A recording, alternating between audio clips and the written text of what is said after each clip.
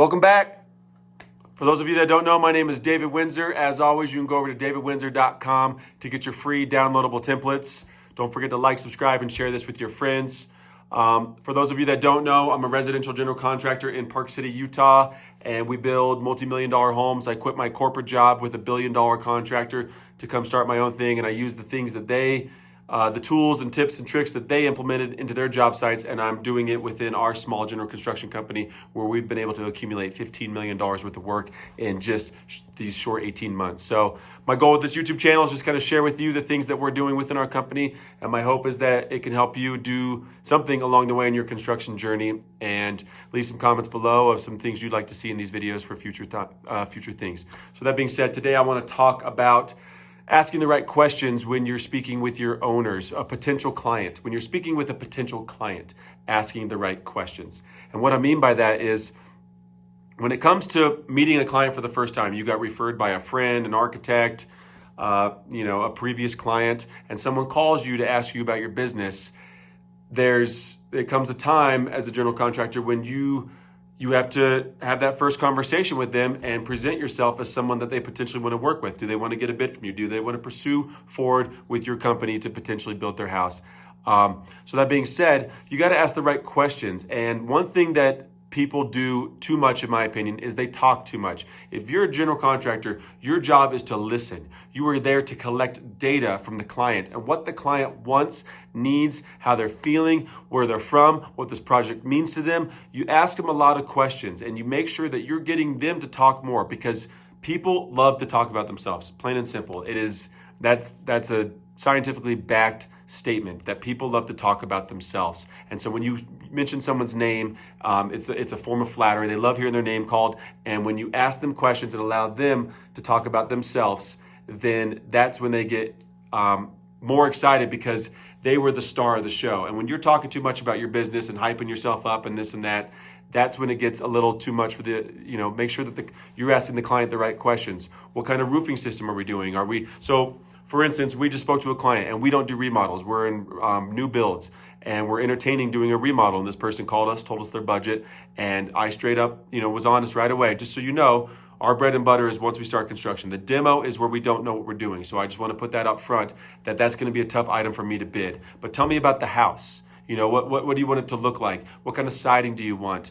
Are you going to change your appliances? Do you cook a lot?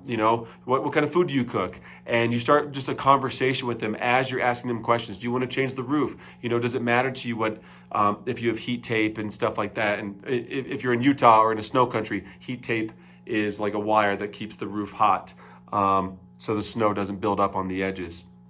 So those are just the questions that you ask these individuals, and make sure that they're giving you more information than you necessarily need, so that you can reference it later in the conversation, or you can refer back to it at a second meeting.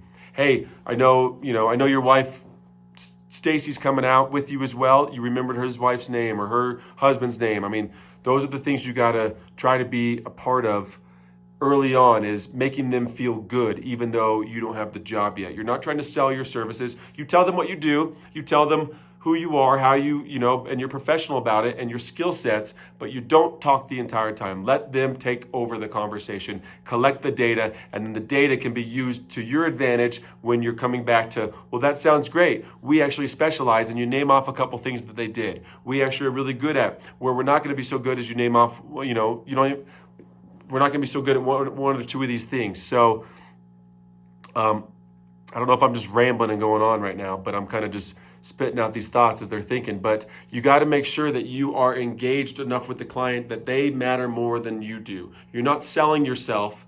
You're collecting information from them so you can use that to tell them how you can help them. Your job is to help them and provide a good customer service. You're not trying to sell them. And that is sales, though. That's a tactic of sales. So don't think that you're not selling yourself. You're just doing it in a way that allows them to be the main stage when it comes to the performance. And you're sitting back and kind of watching and collecting data from that, from their conversation with you. So I hope that helps. If not, you probably stopped watching a long time ago, and it's all good. I only got few hundred subscribers, and I'm out here doing it. And I appreciate each and every one of you that subscribes, and I appreciate each and every one of you that stays to the very end of these videos, because that means to me that you want to learn, you want to grow, and you want to build your construction business better. And maybe there's something in here that can help you do that. And those types of the individuals, in my opinion, that get ahead in life, the people that stick through to the end of the video, the course, the book, the lesson, and then they implement the things that they learned. That's how you grow in life, in my opinion. So if you're out here listening to this final conversation all the way through, good on you. You're in the construction business and you want to grow, and I hope that some of these videos can help you. So once again, go over to davidwindsor.com, get your free downloadable templates, and all I ask in exchange is that you like, subscribe, and share this with your friends. Leave some comments below of other videos or anything you'd like to talk about or me to address. I'm happy to help if there's any way, and I can't thank you enough for the people that are sitting here watching. It means a lot to me. This is difficult for me to produce this much content and videos. This is new to me. So I appreciate you for allowing me to keep doing it. That's all I got. Talk to you soon. Bye.